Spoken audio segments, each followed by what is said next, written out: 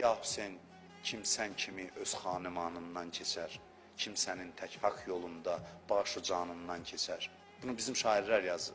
Bizim şairlərin hamısı gedib Kərbəla mövzusuna müraciət edib. İndi bir dəstə çıxıb hər şeyi danmaq istəyir, sən danmaqla deyil. Bu millətin xəmri yoğrulub İmam Hüseyin eşqi ilə. Özlərim şey demişəm, məzhəbindən asılı olmayaraq. Heç bir süni görüntü də yaratmaq olmaz ki, İmam Hüseyin bizə kənardan gəlir. Bunun qədər gülünc iddia yoxdur.